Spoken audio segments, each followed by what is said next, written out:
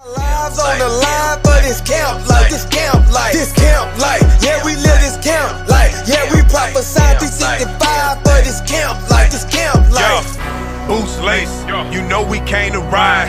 All on your block, don't care about the odds, this truth is do or die. Come crown the kings and watch how we bling, we here 365. While you and your dreams, we on the scene, saving our people's lives. What a time to be alive when it's going down. I got both eyes on the same prize. If you're trying to build, then it's hammer time.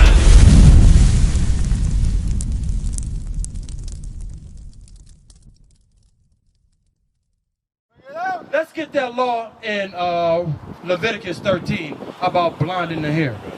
Because our sisters, that's something that you should not be doing. That's a law going against your God. Jesus Christ, the black Messiah, gave us laws, statutes, and commandments as a race that we are supposed to follow. Not no other race of people. Only us. You got that? This is what it's not to be like to envy your oppressor. Read that. Leviticus chapter 13, verse 30. Then the priest shall see the plague, and behold, if it be in sight deeper than the skin. Hey, brother, come on up right quick. I got a quick question for you. What's your nationality, bro? Come on up right quick, bro. Come on up right quick. What's your nationality, bro? What do you identify yourself with? Oh, you good? Give me, you can drop that. We're going to go straight to the line, yeah? I got a question, bro. Yeah. What do you identify yourself? What's your nationality, if I may ask? Mixed. You're mixed, okay. Well, what is your father? He's African. Your father is African American, all right? So according to the Bible, let me get Numbers 1 and 18. According to the Bible, you are what your father is. So if your father is an so-called African American, you would be a so-called African American. I say so-called because that's not our God-given name, right? The word African American derives from two different white men, right? You don't come from two different white men, correct?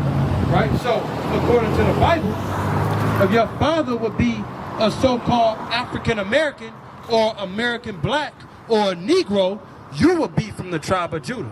Just like myself, just like my brother here. You will be from the tribe of Judah, right? Now, Jesus Christ comes from that same tribe, right? So why do they have his image painted in all the churches as a so-called white man? You see what I'm saying? That's the confusion, right? So I'm going to ask you something. Do you know, you can drop that, let's go straight to the curses. Do you know your history? Do you know how we got to this landmass? Huh? How? How did we get here? Actually, I'll let you. You're all right. All right. So I'm gonna show you according to the Bible. All right. Are you familiar with the story of Moses? Do you have a little bit of Bible knowledge? A little bit. All right. So Moses was a so-called black man, right? So if you know the history of Moses, the children of Israel, we were under captivity under the hand of the Egyptians, right? Which is another so-called black race, right? So they had us, the children of Israel, in captivity, right? So that's the start of the history right there. But Moses freed us from the hand of the Egyptians, right? And this is what he told us, right? Let's get Deuteronomy chapter 28 and verse 15. Deuteronomy chapter 28, verse 15. But it shall come to pass, if thou wilt not hearken unto the voice of the Lord thy God, to observe to do all his commandments and his statutes which I command thee this day, that all these curses shall come upon thee and overtake thee. So Moses told the children of Israel, if we don't keep the commandments of God, all these curses are going to come upon us. So when you look at our people today, right, do we look like we're on top or do we look like we're on the bottom? Do we look like we're as a nation, not as an individual, as a nation of people, right? Because when you look at the so-called white man as a nation of people, they're presidents, they got congressmen, right? They got the legislative office, right? They got these different organizations set up for themselves. They even got their own army, right? Hey sis, come look at this sound right here. They even got their own army, right? So when you look at the so-called white man, they are in power today. They control everything that goes on today. They control the very thoughts you have in your head. How do they do that? With television, right? You see what I'm saying? So, which makes you not read your history or go find out your history according to the Bible, right? So, Moses told the children of Israel, if we did not keep the commandments of God, we will be cursed as a nation of people, right? Today we are cursed. Today we are the ones getting gunned down in the street. Hold that and give me Zechariah 11. I'm going to show you to you out the Bible. I'm going to bring it to you precept upon precept. Because as a nation of people, we're lost, right? We serve this Jesus, we serve this God right here. This is what we serve. We serve an idol, right? We serve a God that doesn't even look like us. According to the Bible, Jesus Christ is a black man. So why, when a so-called white man came over here and he gave us that white image, he had a purpose behind it to keep us asleep. So now when another black man look at another black man, he don't have love for his brother. He immediately sees something that brother got that he wants, and now he's envious. He's covetous. And what does he do? He kills him, right? You got a fresh pair of J's on. You got to now fight for your life and your own brother. But guess what? Your brother ain't going to go kill another white man if he see he got the fresh J's on. He's not going to do that, right? It's not going to happen. Give me Zechariah 11, verse 5. Read that. Zechariah chapter 11, verse 5. Whose possessors slay them. So the Bible says, whose possessors slay them. It says, whose possessors, because as a nation of people, we are possessed. We are being owned.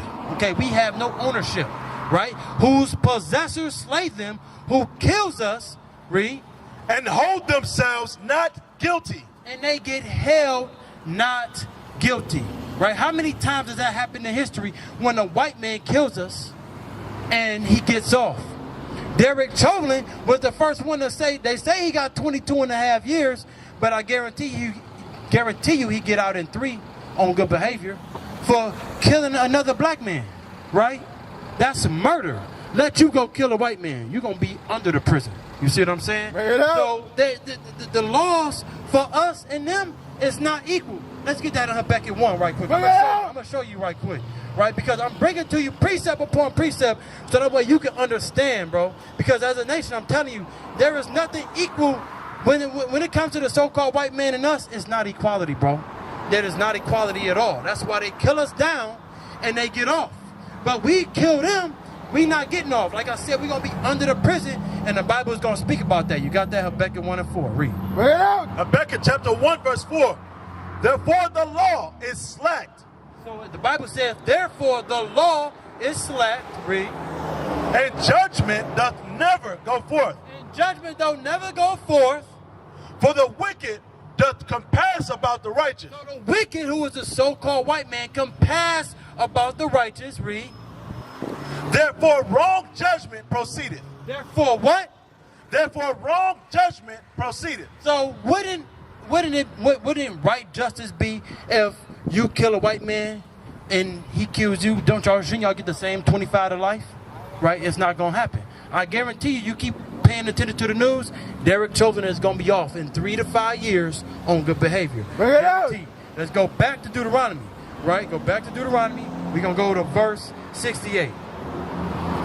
Deuteronomy chapter 28, verse 68. Now, this is the reason why all this happens is because we don't keep the commandments of God. That's why we get gunned down in the street. So the Most High set up the so-called white man over us because he's like, all right, so since you Negroes don't want to listen to me, I'm going to put you in a state to where you're going to feel so oppressed that you're going to have to be like, man, why is this happening to me? Why every time I turn on the news, I see one of my brothers and sisters getting killed in the street, right? Why do we got to protest and march? Why do we got to do that? Because we know that in our own selves there is no equality, right? Let's get Deuteronomy 28:68. This is why, though, because we are cursed, because we didn't keep the commandments of God. Read. Deuteronomy 28, verse 68. And the Lord shall bring thee into Egypt again with ships. How I explained to you earlier, right? Moses freed the children of Israel from Egypt. He parted the Red Sea and the children of Israel walked out of Egypt, right? So now the Bible is saying that the Lord The Lord, I want you to understand that the Lord doing this to us because we are hard-headed. The Lord is going to bring us back into Egypt again with ships. If you know any history, if you've seen Amistad, 12 Years a Slave, right? You saw how we got over here through cargo slave ship. Where's that? That's right here. Right here on the bottom. That's us packed like sardines on the bottom of a slave ship, right? And these green arrows right here, these are the different routes, right? Because we came from the west coast of Africa, right? And what happened? They brought us over to North America, right? The so-called Native Americans, which is the tribe of Gad, right? So from Ephraim on down is the northern kingdom. They was on this land first. They inhabited this land first, right? But the conquistadors, the so-called white men, came over, took them off this land, killed them off, and took them over to this side of the world, right? And now our Native American brothers and sisters are where? On reservations. They gave them a little plot of land when they owned the whole United States. You see what I'm saying? That's a curse because we didn't keep the commandments of God. Read Deuteronomy 28:68 again. Deuteronomy 28, verse 68. And the Lord shall bring thee into Egypt again with ships, by the way whereof I spake unto thee. Thou shalt see it no more again. So he's saying exactly how I'm telling you you're going to go into slavery again on ships is exactly how it's going to happen. Because that's exactly how it happened. We came right over here on slave ships, right? Read. Thou shalt see it no more again. We won't see our homeland no more again. Okay, we may have brothers and sisters that's over there in Jerusalem, but they not running anything. They don't rule anything. They don't have their own army or their own government, right? Read. And there ye shall be sold unto your enemies. So the Bible says, and there, once that slave ship docks, and there, what's going to happen? Ye shall be sold unto your enemies. We are going to be sold unto our enemies. We are going to be put on auction blocks. Where is that sign at? Where the auction blocks at? Auction blocks. Right here. If you ever seen a movie called Mandingo, that's when they take the top slave, right? So when you look right here, auction blocks. It says, and there, right? Read it again. And there ye shall be sold unto your enemies, for bondmen and bondwomen. It said, and there, once that slave ship docked, you are going to be sold unto your enemies. So that's what they did to us. They put us up on auction blocks, right? Let's go to verse 32. Bring it out. Give me verse 32. Oh, yeah, finish that.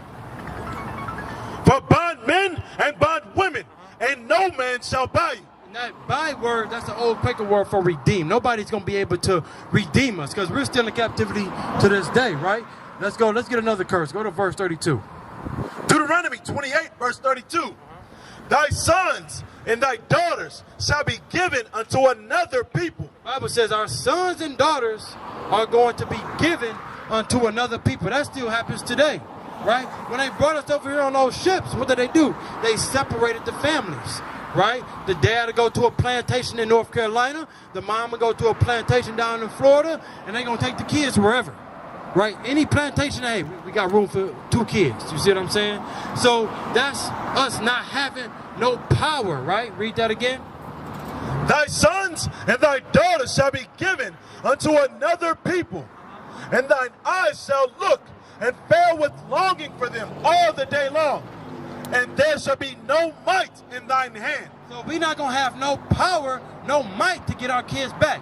Let's go to verse 45. I'm going to show you another one. Go to verse 45, huh? You got to go? All right, bro. Well, look on the back of that flyer, bro. All right. We got an address, right? And you see what you got in your hand right there? That cigarello? That's not what we're supposed to be doing as a nation of people. I'm going to show you something right quick. Give me 1 Corinthians 3:16, yep. Because you about to go roll up, that's not what we're supposed to be doing according to God. That's a sin, right? So, let's get that. Read. This is why we in captivity, bro. Because I used to do the same thing, but I had to realize once I start reading my history in this Bible, I can't be smoking weed. We can't be smoking weed. We can't be smoking cigarettes. We can't be smoking Black and Milds. We can't be getting drunk, right? Ain't nothing wrong with drinking a little bit, But it's something wrong when you're getting drunk. You see what I'm saying? When you're smoking that, what is that really doing for you?